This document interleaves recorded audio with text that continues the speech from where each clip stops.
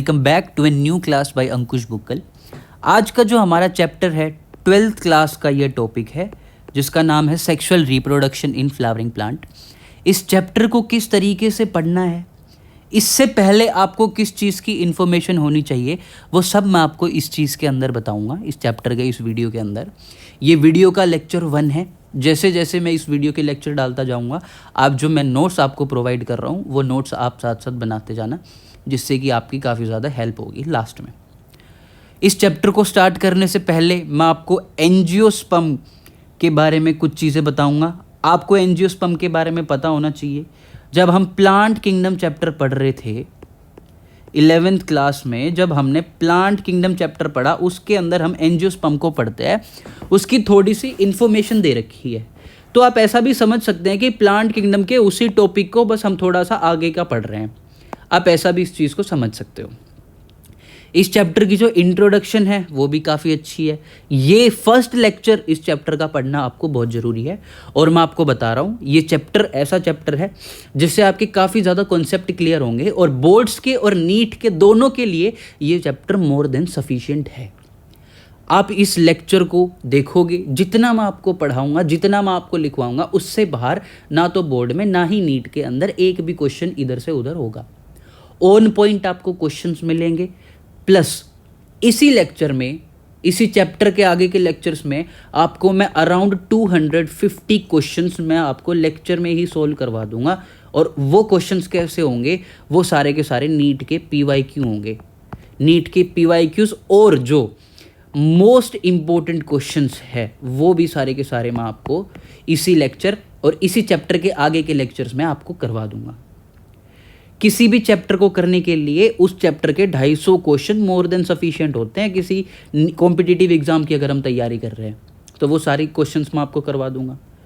जो most probable question होते हैं, कुछ टॉपिक्स जैसे इसके अंदर होते हैं जिसके अंदर से क्वेश्चन आने की ज़्यादा प्रोबेबिलिटी है, मैं वो टॉपिक्स आपको डीप में करवाऊँगा।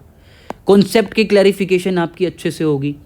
तो चलिए यार, काफ़ी बातें हो गई, स्टार्ट करते हैं हम नया चैप्टर। और इस चैप्टर स्टार्ट करने से पहले खुद से प्रॉमिस कीजिए कि आज से आप अपनी पढ़ाई काफ़ी सीरियसली करोगे। एक बहुत बड़ा एम सोच रखा है हमने, बहुत बड़े एग्ज़ाम को चेस कर रहे हैं हम, तो इसके लिए सेक्रीफाइसेस भी लगेंगे। जितना बड़ा एग्ज़ाम उतनी ज़्यादा बड़े सेक्रीफाइसेस होंगे, इस चीज़ को याद रखना। चलिए, ये बातें होती रहेंगी। स्टार्ट करते हैं हमारे इस चैप्टर की इंट्रोडक्शन। तो चलिए शुरू करते हैं। चलो, तो जो इस चैप्टर की जो इंट्रोडक्शन हम पढ़ेंगे वो इंट्रोडक्शन होगी फ्लावर के बारे में, कि फ्लावर एक्चुअल में होता क्या है, कैसा होता है। इस चैप्टर के अंदर हम मेनली एंजियोस्पर्म को पढ़ रहे हैं, तो इस चीज़ को इग्नोर मत करिएगा कि जो कुछ कॉन्सेप्ट है और जो मैं आपको बता रहा हूँ वो सारे के सारे एंजियोस्पर्म के बारे में आपको बता रहा हूँ। तो जो फ्लावर हमारा होता है, फ्लावर है क्या, कैसा है, कैसे वो सेक्सुअली रिप्रोड्यूस करता है, पूरा चैप्टर उसी के ऊपर है। तो जो हमारा फ्लावर होता है, वो फ्लावर को हम क्या बोल सकते हैं, हम फ्लावर को बोल सकते हैं कि फ्लावर एक मॉडिफाइड कंडेंस्ड शूट है। फ्लावर क्या है, एक मॉडिफाइड कंडेंस्ड शूट है। वो किस तरीके से है मैं आपको वो भी बताता हूँ। मान लीजिए हमारे पास ये एक स्टेम है, ये हमने एक स्टेम बना ली। जो स्टेम के अंदर हमें इस तरीके से कुछ नोड्स दिखाई देते हैं, और इनके बीच के इस नोड के डिस्टेंस को हम बोलते हैं इंटरनोडल डिस्टेंस। इसको हम बोलते हैं इंटरनोडल डिस्टेंस। और फ्लावर के अंदर क्या होता है, जो ये इंटरनोडल डिस्टेंस है वो लेस होता है। तो हम यहाँ पे लिख सकते हैं कि फ्लावर के अंदर जो इंटरनोडल डिस्टेंस है, इंटरनोडल डिस्टेंस फ्लावर के अंदर कैसा है, लेस है। कैसा है, लेस है, मतलब कि कम है।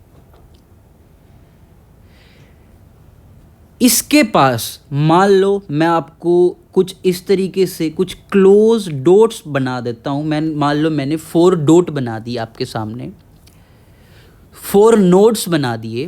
तो इन 4 नोड के ऊपर फ्लावर की कंपोजिशन किस तरीके से है मैं वो आपको बताने जा रहा हूँ। तो जो सबसे लास्ट वाला नोड है, सबसे लास्ट वाला नोड, इसके ऊपर से हमारे पास अराइज होते हैं कैलिक्स। इसके ऊपर से हमारे पास अराइज होते हैं कैलिक्स। यहाँ से हमें कैलिक्स देखने के लिए मिलेंगे। और जो सेकंड वाला नोड है, इसके ऊपर हमें देखने के लिए मिलेंगे जो सेकंड वाला नोड मैंने बताया, सेकंड वाला डॉट जो मैंने आपको बताया, इसके ऊपर मिलेंगे हमें पेटल्स, जिसको हम कोरोला भी बोलते हैं। एंड जो थर्ड वाला नोड है, जिसके लास्ट से थर्ड वाला नोड है, इसके ऊपर से हमारे पास निकलते हैं एंथर। इसके ऊपर से हमारे पास क्या निकलते हैं? एंथर। एंड जो सबसे ऊपर वाला नोड है, इसके ऊपर से हमें क्या मिलेगा? इसके ऊपर से हमें मिलेगा गाइनोशियम। तो ये इस तरीके से कंपोजिशन होती है एक फ्लावर की। और इसके नीचे इस तरीके से हमारे पास क्या बना होता है? थैलेमस बना होता है। तो मैं आपको दोबारा से बता देता हूँ मैंने क्या बोला। मैंने बोला कि इंटरनोडल मतलब अगर हम नोड्स की बात करें तो 4 नोड्स होते हैं, 1 2 3 4, 4 नोड्स मैंने आपको बना दिए। जो लास्ट वाला नोड है हमारे पास, वहाँ से क्या अराइज होगा? वहाँ से अराइज होंगे सेपल्स। वहाँ से क्या अराइज होंगे? सेपल्स, जिसको हम क्या बोलते हैं? कैलिक्स भी बोलते हैं। जिसको हम क्या बोलते हैं? कैलिक्स भी बोलते हैं। सेकंड वाले नोड से क्या अराइज होंगे? सेकंड वाले नोड से अराइज होंगे कोरोला, जिसको हम पेटल्स भी बोलते हैं। तो हम यहाँ पे पेटल्स भी लिख सकते हैं, जिसको हम कोरोला भी बोलते हैं। एंड उसके बाद क्या है हमारे पास? इसके बाद थर्ड नोड को हम बोलेंगे स्टेमन। इसको हम स्टेमन बोलेंगे। एंड उसके बाद जो लास्ट सबसे ऊपर वाला है, इसको हम बोलेंगे गाइनोशियम। इसको हम क्या बोलेंगे? गाइनोशियम बोलेंगे। क्या बोलेंगे हम इसको? गाइनोशियम। तो इस तरीके से फ्लावर हमारे पास क्या होता है? अराइज होता है। ये मैंने आपको फ्लावर का स्ट्रक्चर देखिए कुछ इसी तरीके से यहाँ पे अराइज करके भी दिखा दिया है। कैलिक्स, कोरोला, एंड्रोशियम, गाइनोशियम, इस तरीके से ये पार्ट होते हैं। ये मैंने इधर से आपके पास साइड से कर दिया है, आप इसको भी देख सकते हैं। कुछ इस तरीके से फ्लावर अराइज होता है। ये था एक फ्लावर का स्ट्रक्चर कि फ्लावर क्या होता है, किस तरीके से उसकी कंपोजिशन होती है। आफ्टर दैट अगर मैं आपको थोड़ा सा इसके बारे में और बताऊं, तो हमारे पास इसके ऊपर जो सेपल्स प्रेजेंट है, जो हमारे पास सेपल्स प्रेजेंट है, इस तरीके से हमारे पास सेपल्स प्रेजेंट होते हैं। मान लो मैंने ये यहाँ पे एक सेपल ड्रॉ कर दिया। ये सेपल क्या करता है? ये प्रोटेक्ट करता है। सेपल क्या करता है? ये प्रोटेक्ट करता है। किसको? Protect the flower in bud stage. Protect the flower in the bud stage. Bud stage के अंदर फ्लावर को प्रोटेक्ट करता है ये सेपल, जो मैंने यहाँ पे ये आपको ड्रॉ करके बता रखे हैं। आफ्टर दैट इसके अंदर हम जो मेन चीज़ पढ़ते हैं, जिसका नाम है कैप्सुला। जो हम मेन चीज़ पढ़ते हैं, जिसको हम कैप्सुला बोलते हैं,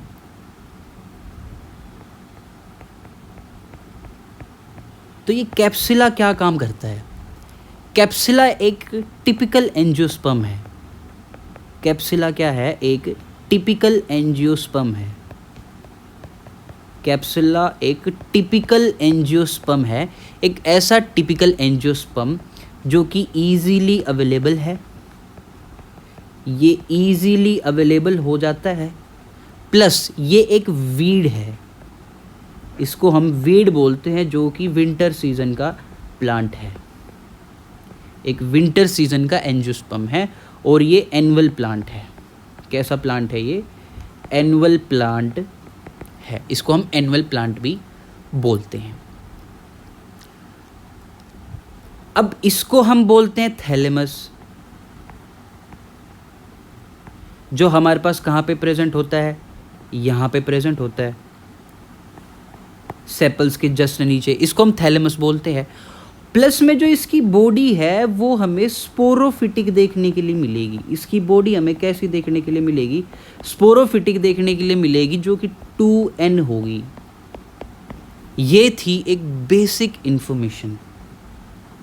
sexual reproduction in flowering plant के अंदर हमने सबसे पहले मैंने आपको पढ़ाया कि एंजियोस्पर्म की हम बात करेंगे। प्लांट किंगडम के अंदर जो हम छोटा सा टॉपिक पढ़ते हैं एंजियोस्पर्म को, उसी को हम आगे पढ़ रहे हैं, उसी की हम सेक्सुअल रिप्रोडक्शन पढ़ रहे हैं। इंट्रोडक्शन में हमने देखा कि फ्लावर क्या होता है। मैंने आपको बताया फ्लावर एक मॉडिफाइड कंडेंस शूट है। एक कैसा शूट है? मॉडिफाइड कंडेंस शूट है। इसके अंदर इंटरनोडल डिस्टेंस जो होता है वो बहुत ज़्यादा कम होता है, लेस होता है। फिर मैंने आपको बताया कि अगर हम 4 नोड्स की अगर हम बात करें, पहले नोड के ऊपर प्रेजेंट है हमारे पास सेपल्स, दूसरे नोड पे हमारे पास पेटल्स, नेक्स्ट स्टेमन, देन फिर गाइनोशियम है हमारे पास। मैंने फिर आपको एक टिपिकल एंजियोस्पर्म के बारे में बताया जो कि इजीली अवेलेबल वीड है, विंटर सीजन का है और एक एनुअल प्लांट है। और मैंने आपको सेपल्स के बारे में बताया कि प्रोटेक्ट करता है फ्लावर को बड की स्टेज में, बड स्टेज में प्रोटेक्ट करता है फ्लावर को। चलो इससे नेक्स्ट भी पढ़ लेते हैं। अब अगर हम बात करें, एक छोटी सी इन्फॉर्मेशन मैं आपको और देना चाहूँगा कि जब हम बात करते हैं,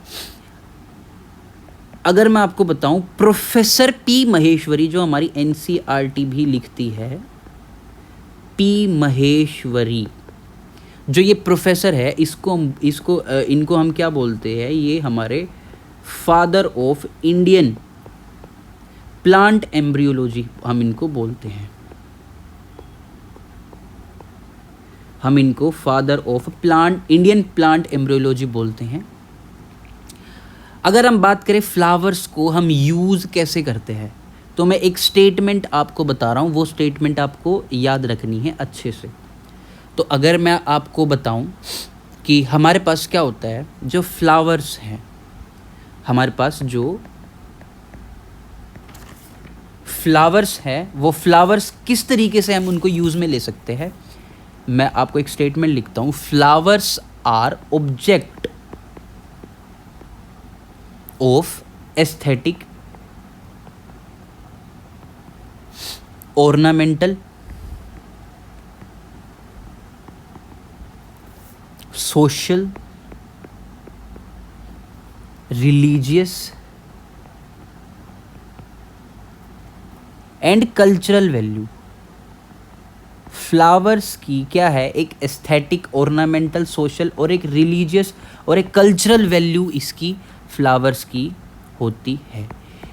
इसके अंदर है ना एक बहुत इंपॉर्टेंट क्वेश्चन आता है, इसको इंपॉर्टेंट मार्क कर लेना। एक इंपॉर्टेंट क्वेश्चन आता है कि कौन से ऐसे फ्लावर है जो ऑर्नामेंटल वैल्यूज के साथ हैं।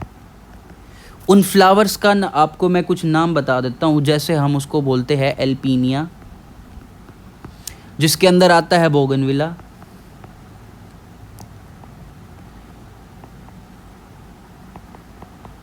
बोगनविलिया, और इसके अंदर हम जीब्रा लिख सकते हैं, एटसेट्रा। ये ऐसे कुछ प्लांट्स फ्लावर्स हैं जो कि ऑर्नामेंटल वैल्यूज़ के साथ है। इसको इम्पोर्टेंट मार्क कर लेना प्लीज़। मैं यहाँ पे डबल स्टार मार्क कर रहा हूँ ताकि आपको ध्यान रहेगी ये चीज़ें इम्पोर्टेंट है। बट अगर हम दूसरी साइड में देखें इसी चीज़ की, अगर हम एक दूसरी साइड अगर हम इसको देखें तो फ्लावर्स के अंदर क्या होता है, मैं इसको साइड कर देता हूँ। Yes, okay.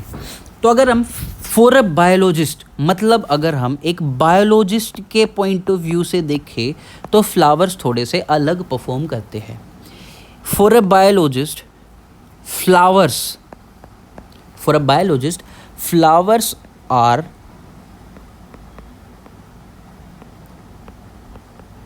morphological and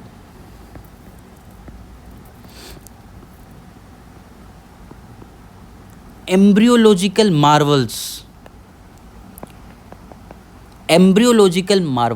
and site of sexual reproduction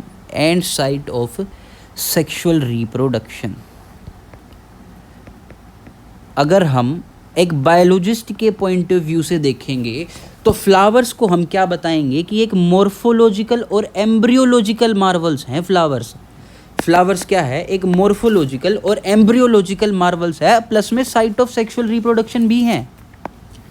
तो अगर हम बताएं कि फॉर अ बायोलॉजिस्ट, मतलब हम बायोलॉजिस्ट के पॉइंट ऑफ व्यू से फ्लावर को एक साइट ऑफ सेक्सुअल रिप्रोडक्शन बता रहे हैं, यहाँ पे हमारी एनसीईआरटी भी बता रही है साइट ऑफ सेक्सुअल रिप्रोडक्शन, हम यहाँ पे उसको पढ़ रहे हैं। नेक्स्ट देखिए, फ्लावर के अंदर 4 व्हर्ल होते हैं। फ्लावर के अंदर हमारे पास कितने व्हर्ल होते हैं? There are 4 whorl in the flower. पहला व्हर्ल हमारे पास है नॉन रिप्रोडक्टिव। कुछ व्हर्ल्स होते हैं जो नॉन रिप्रोडक्टिव होते हैं और कुछ ऐसे होते हैं जो कि रिप्रोडक्टिव हैं। तो हमारे पास फ्लावर के ऐसे पार्ट जो नॉन रिप्रोडक्टिव है वो दो पार्ट है। वो कौन से है? एक तो हमारे पास है कैलिक्स और दूसरा हमारे पास है कोरोला। कैलिक्स और कोरोला हमारे पास दो नॉन रिप्रोडक्टिव पार्ट है। But on the other hand अगर हम रिप्रोडक्टिव की बात करेंगे तो एंड्रोशियम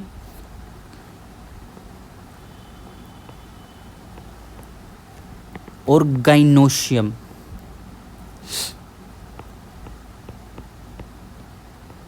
ये दोनों के दोनों पार्ट कैसे है? ये रिप्रोडक्टिव पार्ट है। एंड्रोशियम के अंदर क्या आता है? हमारा स्टेमन, इसको हम क्या बोलते हैं?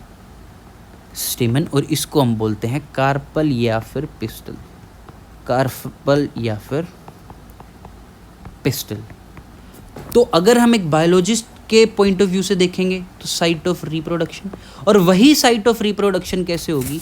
एक 4 वर्ल मैंने आपको बताए थे, ये बता रखे मैंने आपको 4 वर्ल, क्या? Thalamus, calyx, sepal, petal. ये जो 4 मैंने आपको वर्ल बताए थे एक फ्लावर के, उसके अंदर हमारे पास क्या आया? 2 पार्ट आए। कौन से? पहले वाले पार्ट जो किस तरीके से थे? नॉन रिप्रोडक्टिव थे। और दूसरे वाले कैसे थे? जो रिप्रोडक्टिव थे। जो नॉन रिप्रोडक्टिव थे उनको हमने क्या बोला? कैलिक्स और कोरोला बोला। और जो एंड्रोशियम और गाइनोशियम थे वो उनको हमने क्या बोला? कि वो रिप्रोडक्टिव है, जिसको हम स्टेमन और पिस्टल भी बोलते हैं। यहाँ से एक चीज़ स्टार्ट होती है हमारी नई। इस चैप्टर को अब हम स्टार्ट कर सकते हैं। हम इस चैप्टर की एक नॉर्मल इन्फॉर्मेशन हम ले चुके हैं। अब हम इस चैप्टर की हमारी छोटी सी एक अंडरस्टैंडिंग क्रिएट हो चुकी है, जिससे हम इस चैप्टर में अब आगे बढ़ सकते हैं। तो इस चैप्टर को हम पार्ट्स में पढ़ेंगे। सबसे पहले हम पढ़ेंगे इस चैप्टर के बारे में प्री फर्टिलाइजेशन। तो जब भी हम इस चैप्टर में प्री फर्टिलाइजेशन को पढ़ेंगे तो प्री फर्टिलाइजेशन के अंदर हम इसमें पढ़ते हैं दो पार्ट्स में हम इसको पढ़ते हैं। पहला पार्ट हो गया हमारा स्ट्रक्चर और दूसरा पार्ट हमारा हो गया इवेंट। स्ट्रक्चर एंड इवेंट के बारे में हम इसके अंदर पढ़ेंगे। प्री फर्टिलाइजेशन से पहले आपको एक छोटी सी चीज़ मैं आपको बताना चाहूँगा। मैं आपको एक स्टेटमेंट लिखवाना चाहूँगा। जो फ्लावर की डेवलपमेंट है, जो फ्लावर की डेवलपमेंट है वो कैसे होती है?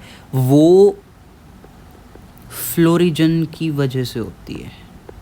अब बहुत सारे बच्चे इस चीज़ में कंफ्यूज होते हैं और इस चीज़ को समझाना भी थोड़ा सा हमारे लिए भी मुश्किल इसलिए हो जाता है क्योंकि ये हाइपोथेटिकल चीज़ है। हम ये मानते हैं, किसी भी हार्मोन को आज तक आइसोलेट नहीं किया गया है। मैं आपको बता दे रहा हूँ, मैं एक स्टेटमेंट दे रहा हूँ आपको, प्लीज़ ध्यान से सुनना, कि आज तक किसी भी ऐसे हार्मोन को आइसोलेट नहीं किया गया है जिससे हम पता कर सके कि उसकी डेवलपमेंट कैसे हो रही है। बट हम बोल सकते हैं कि बहुत सारी चीज़ें ऐसी हैं, हार्मोन्स हैं, जिनकी एक साइट है। बहुत सारे हार्मोन मिलके एक फ्लावर को बड़ा करते हैं, जिसको हम क्या बोलते हैं? Hormonal control. ये एक हाइपोथेटिकल है जिसको हम फ्लोरिजन बोल देते हैं। तो हमें ये पता चल गया कि हार्मोन्स की वजह से हो रहा है ये सब, और फ्लोरिजन हम उसको बोलते हैं। और ये फ्लोरिजन क्या करता है? ये फ्लोरिजन क्या क्रिएट करता है? ये एक floral, I am so sorry spelling गलत हो गई, ये एक फ्लोरल प्रीमोर्डियम क्रिएट करता है। ये एक फ्लोरल प्रीमोडियम बना देगा, जिससे क्या बनेगा? एक फ्लोरल बड बनेगा। जिससे क्या बनेगा? एक फ्लोरल या फ्लावर बड बन जाएगा, जिसके जस्ट बाद हमारे पास क्या आ जाएंगे? जिसके जस्ट बाद हमारे पास फ्लावर बन जाएगा, जिसको हम साइट ऑफ सेक्सुअल रिप्रोडक्शन भी बोलते हैं। साइट ऑफ सेक्सुअल रिप्रोडक्शन भी जिसको हम बोलते हैं। तो मैंने बताया कि फ्लावर की डेवलपमेंट कैसे हो रही है। फ्लावर की डेवलपमेंट हार्मोनल है। बहुत सारे हार्मोन मिलके उसको एक फ्लावर को क्रिएट करते हैं, और उन हार्मोन्स को हम बोल देते हैं फ्लोरिजन।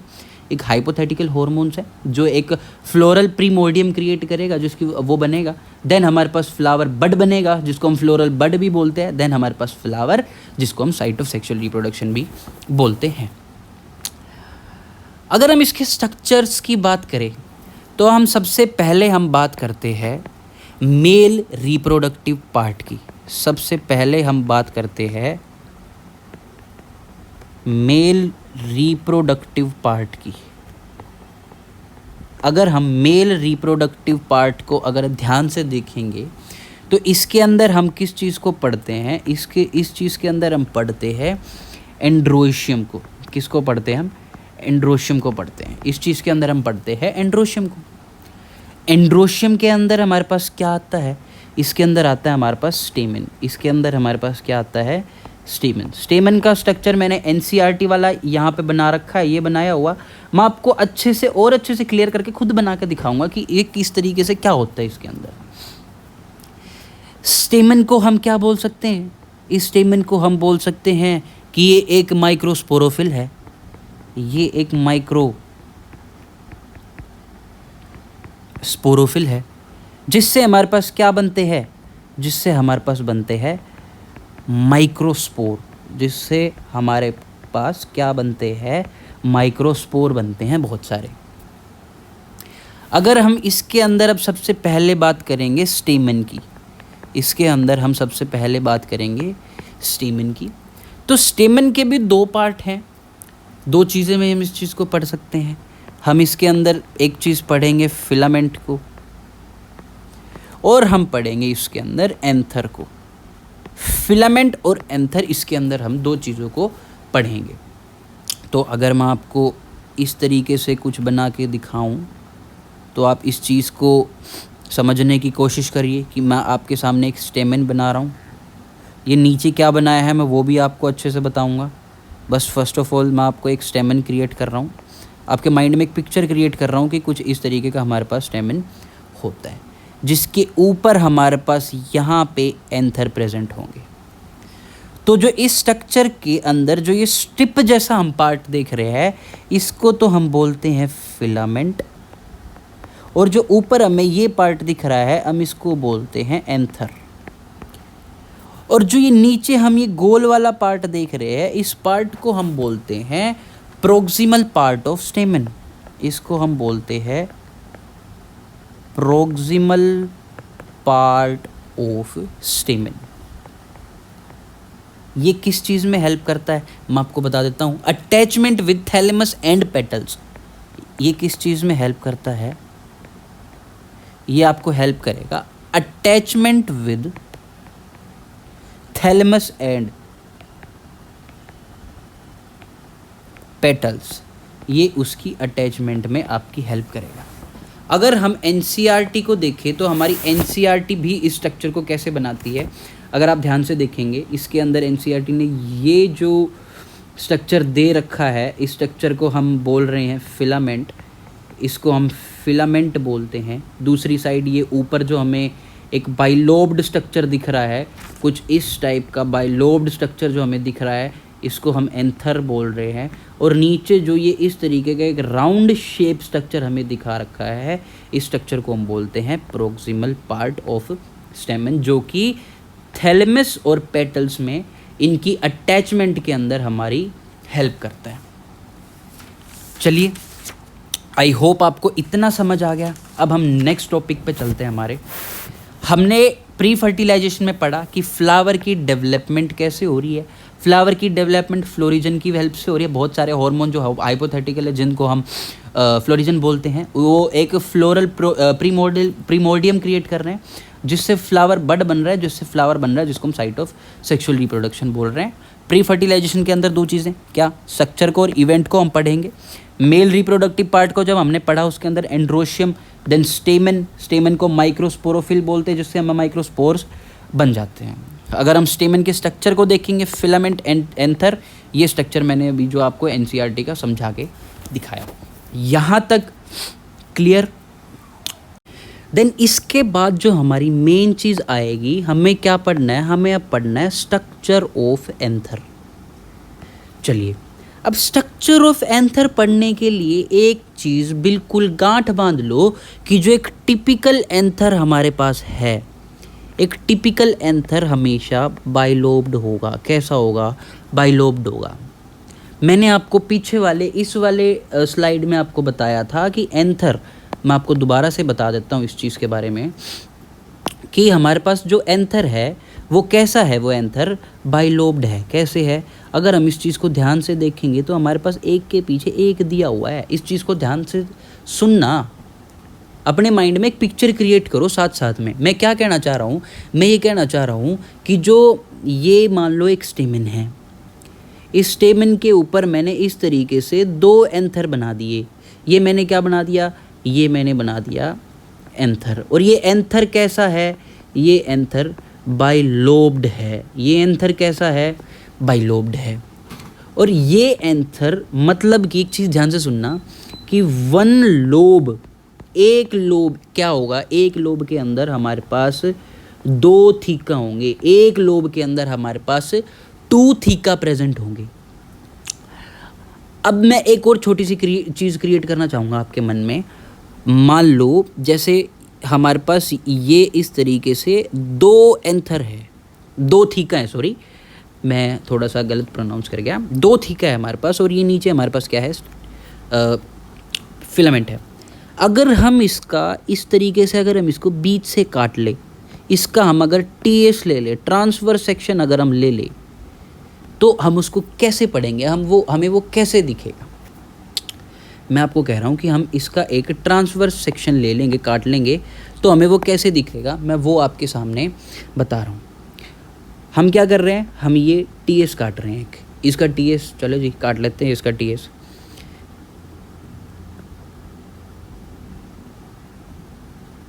वो हमें कुछ इस तरीके का दिखेगा। दोबारा बना देता हूँ, वो हमें कुछ आपकी NCERT के अंदर भी ये डायग्राम क्लियरली दिया हुआ है। हाँ थोड़ा ठीक बन गया, आप थोड़ा सा एडजस्ट कर लेना प्लीज़। चलिए जी, कुछ इस तरीके का दिखेगा। इसके अंदर कुछ इस तरीके से आपको स्ट्रक्चर्स देखने के लिए, ये क्या है, कैसे है, क्या क्यों बन रहे हैं, हम इसको क्यों पढ़ रहे हैं, सारी चीज़ें मैं आपको क्लियरली समझाऊंगा, डोंट वरी। नीचे के साइड कुछ इस टाइप से एक स्ट्रक्चर भी प्रेजेंट होता है। NCERT में स्ट्रक्चर किस तरीके से दिया हुआ है वो भी मैं आपको समझाऊंगा, डोंट वरी। चलिए, अब हमने पढ़ा कि ये एंथर कैसा है, ये एंथर एक बाइलोब्ड एंथर है। ये एंथर कैसा है, ये एक बाइलोब्ड एंथर है। अगर ये बाइलोब्ड एंथर है तो हम इसको क्या बोल सकते हैं कि ये डाइथीकस है। हम इसको क्या बोल सकते हैं कि ये डाइथीकस है। डाइथीकस मतलब 2 लोब या फिर थीका, ठीक है। अब एक के अंदर 2 हो गए, इसका मतलब हम इसको टेट्राथीकस भी बोल सकते हैं। 4 हो गए ना हमारे पास, तो हम इसको क्या बोल सकते हैं कि ये टेट्राथीकस है। और टेट्राथीकस अगर ये है, इसका मतलब इसके अंदर 4 माइक्रोस्पोरेंजिया है। अभी धीरे धीरे सब कुछ क्लियर होगा, डोंट वरी। क्या है हमारे पास, 4 माइक्रोस्पोरेंजिया हमारे पास इसके अंदर है। और अगर 4 माइक्रोस्पोरेंजिया है तो हम इसको टेट्रास्पोरेंजिएट भी बोल सकते हैं। क्या बोल सकते हैं हम इसको, टेट्रा स्पोरेंजिएट भी बोल सकते हैं। चलो जी, हमने इसको टेट्रास्पोरेंजिएट भी बोल दिया। अब माइक्रोस्पोरेंजिया क्या है, ये हमारे पास एक पोलन सैक है। क्या है, ये हमारे पास एक पोलन सैक है। बट कब, जब इसकी एक डेवलपमेंट कंप्लीट हो जाएगी, तब हम इसको क्या बोलेंगे कि ये एक पोलन सैक में कन्वर्ट होगा। अब इसी चीज़ को मैं आपको अच्छे से समझाऊंगा, इस चीज़ के बारे में धीरे से। अब मान लो अगर मैं इसको बीच से इस तरीके से अगर मैं इसको देखूं, तो मैं आपके सामने, अब मान लो अगर आपको 2 पेन हैं, दोनों पेन को अगर आप बिल्कुल साइड में करके देखोगे, दोनों को बिल्कुल चिपका के अगर ऊपर से देखोगे, तो आपको एक लोब के अंदर ये 2 थीका दिखेंगे। ये 2 आपको इस तरीके से गोल गोल कलर के स्ट्रक्चर्स आपको दिखेंगे। अब इसी चीज़ की डेवलपमेंट कैसे होगी वो भी मैं आपको बताऊंगा कि कैसे डेवलपमेंट होती है, डोंट वरी, उसकी भी टेंशन मत लीजिए। अभी सब कुछ क्लियर होगा, टेंशन मत लीजिए, बिल्कुल सब कुछ क्लियर होगा। बस आप एक बार सुन लीजिए ध्यान से। अभी मैं इसी चीज़ को, अगर आपको ये स्ट्रक्चर, अब पहली बार अगर आप चैप्टर पढ़ रहे हो, इस चीज़ को अगर आप समझ नहीं पा रहे हो, अभी समझा देता हूँ, डोंट वरी। चलिए इस चीज़ को समझते हैं सबसे पहले। ओके, हम पढ़ते हैं development of microsporangia. Development of microsporangia. इससे पहले मैं आपको एक चीज़ दिखा देता हूँ जो हमारी एनसीईआरटी के अंदर कुछ इस टाइप की हमें देखने के लिए मिलती है। मैंने, अगर आप कंफ्यूज हैं कि मैंने आपके सामने अभी क्या बनाया है, तो आप एनसीईआरटी के इस स्ट्रक्चर को ध्यान से देख लेना। जो एनसीईआरटी का ये वाला स्ट्रक्चर मैंने अभी आपको बना के दिखाया था, इस स्ट्रक्चर के कनेक्टिव एपिडर्मिस, एंडोथीशियम, ये सारी की सारी चीज़ें मैं अभी जस्ट आपको बताऊंगा, डोंट वरी। ये वाला स्ट्रक्चर मैंने अभी आपको बनाया। अगर आप कंफ्यूज हो कि मैंने ये क्या बना दिया, तो मैंने ये स्ट्रक्चर बनाया। इसी स्ट्रक्चर को हम, इसी की अब हम क्या करेंगे, डेवलपमेंट करेंगे। इसी चीज़ की अब हम क्या देखेंगे, इसी चीज़ की हम डेवलपमेंट को देखेंगे। उसको ध्यान से देखना। चलिए जी, नेक्स्ट टॉपिक इस चैप्टर का जो मैं आपको समझाने जा रहा हूँ वो है डेवलपमेंट ऑफ माइक्रोस्पोरेंजिया। अब देखो, माइक्रोस्पोरेंजिया हमारे पास आ गई, ठीक है। अब 4 माइक्रोस्पोरेंजिया आ गए। अब हमें ये पता है कि माइक्रोस्पोरेंजिया की जो अरेंजमेंट है वो अरेंजमेंट कैसी है, वो टेट्रागोनल है। वो अरेंजमेंट हमारे पास कैसी है, टेट्रागोनल अरेंजमेंट है। टेट्रागोनल अरेंजमेंट है। टेट्रागोनल अरेंजमेंट क्या होती है, अभी जो मैंने आपको बताया, 1 2 3 4 हमारे पास आ गए स्पोरेंजिया। चलो इसको पढ़ते हैं, ठीक है। अगर हम इसको पढ़ें ना, तो ये क्या है, ये हाइपोडर्मल इन ओरिजिन है। ये क्या है, ये हाइपोडर्मल इन ओरिजिन है। इसका मतलब क्या है वो भी आपको बताऊंगा, डोंट वरी। एक को एक चीज़ क्लियर करूंगा, बस आप सुनते जाओ अच्छे से, ध्यान से। ये इसका मतलब बिलो एपिडर्मिस है ये, वो भी आपको बताऊंगा कैसे होते हैं। ये बिलो एपिडर्मिस हैं। चलिए, मैं वही स्ट्रक्चर अगर आपके सामने क्रिएट करूँ, मैं अगर वही स्ट्रक्चर आपके सामने दोबारा बनाऊँ, तो मैं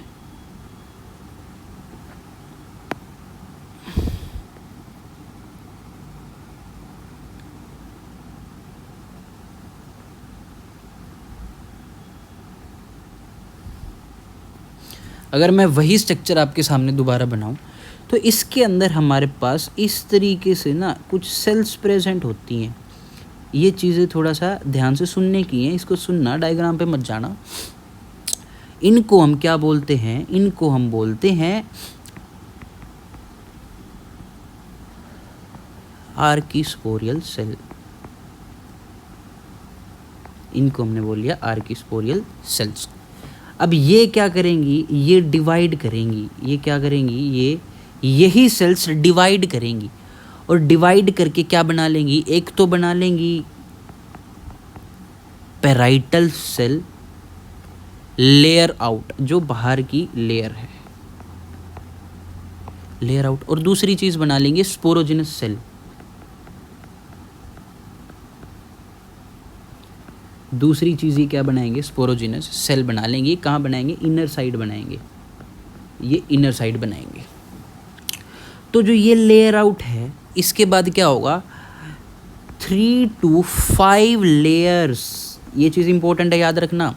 3 to 5 लेयर्स ऑफ सेल बना लेंगी। वो कैसे होगा, वो फिर डिफ्रेंशिएट हो जाएंगी, जिसको हम बोल लेंगे layer of microsporangium. Layer of microsporangium बोल लेंगे हम फिर इसको। चलो जी, अगर हम देखें, यही सेल्स क्या करेंगी, ये सेल है ना, इस तरीके से ना 2 लेयर बना लेंगी। एक तो बाहर वाली लेयर हो गई, और इसके एक अंदर वाली लेयर हो जाएगी। अब जो बाहर वाली लेयर हमने उसको क्या बोला, पेराइटल सेल बोला। अब यही पेराइटल सेल क्या करेगी, यही लास्ट वाली, मतलब ये नीचे वाली पेराइटल सेल जाके क्या बना लेंगी, ये 3 to 5 layers, 1 2 3 4 5, 3 to 5 layer cells बना लेंगी। प्लस में हमारे पास कुछ स्पोरेंजियम बन जाएंगे, कुछ माइक्रोस्पोर्स बन जाएंगे, माइक्रोस्पोरेंजियम बन जाएंगे। यही जाके, यही ऊपर जाके क्या बना लेंगे, इस टाइप से एक पूरा माइक्रोस्पोर बन जाता है। ये डेवलपमेंट इस तरीके से होती है। इसी चीज़ को थोड़ा सा और अच्छे से हम देखते हैं। मैंने दोबारा बता देता हूँ कि मैंने अभी तक आपको क्या बताया। मैंने आपको ये बताया डेवलपमेंट ऑफ माइक्रोस्पोर एक टेट्रागोनल अरेंजमेंट होती है, हाइपोडर्मल इन ओरिजिन है, एपिडर्मिस की नीचे होती है। हमारे पास इसके अंदर ये पहली लेयर है जिसको हम बोलते हैं आर्कियोस्पोरियल सेल्स। ये जब डिवाइड करेंगी दो बनाएंगी, एक ये वाली लेयर बनाएंगी, एक इसके बाहर की लेयर है। ऊपर वाली लेयर को, आउटर लेयर को हम बोलेंगे पैराइटल सेल, जो लेयर आउट है। ये फिर 3 से 5 लेयर बना लेती है, जिसके और साथ में क्या बन जाते हैं, माइक्रोस्पोर बन जाते हैं। यही ऊपर जाके इस तरीके का स्ट्रक्चर हमें देखने के लिए मिलता है। यही स्ट्रक्चर जो हमें एनसीईआरटी में दे रखा है, ये वाला स्ट्रक्चर की मैं बात कर रहा हूँ। फिर यही 3 to 5 लेयर के बारे में हमें पढ़ना होता आगे। ये रही एंथर की वॉल। अगर मैं आपको ये दिखाऊं, इस चीज़ के बारे में हम अगले लेक्चर में आपको बताऊंगा। उससे पहले आपको यहाँ तक ये चैप्टर, इसकी इन्फॉर्मेशन नहीं है, कुछ खास नहीं है, ये सिर्फ एक इंट्रोडक्शन दी है मैंने। ये सारा का सारा आपको रिवाइज़ करना है अपनी एनसीईआरटी से। थैंक यू सो मच इस वीडियो को यहाँ तक देखने के लिए। अगर आपको ये नोट्स चाहिए तो आप मेरे को टेक्स्ट कर सकते हैं इस नंबर पे 9992908207। आपको नीट के एग्ज़ाम के लिए कैसी भी इंफॉर्मेशन, कोई भी गाइडेंस चाहिए, आप मेरे को टेक्स्ट कर सकते हैं। और इस नोट्स को आप मेरे से ले सकते हैं। कोई भी अगर आपका यहाँ तक कोई भी डाउट है, आप उस डाउट को ड्रॉप कर सकते हैं, मैं आपको जल्द ही रिप्लाई करूँगा। Thank you so much students for watching this video. Like करना, शेयर करना, सब्सक्राइब करना मत भूलिए। Thank you so much. मिलते हैं नेक्स्ट लेक्चर में और बहुत जल्दी मिलते हैं।